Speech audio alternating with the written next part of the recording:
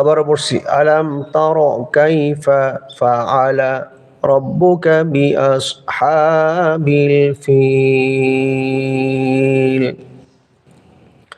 হামজা জবর আ, লাম মিম জবর লাম, এ হলো আলাম। তা জবর তা, র জবর র, আলাম তার।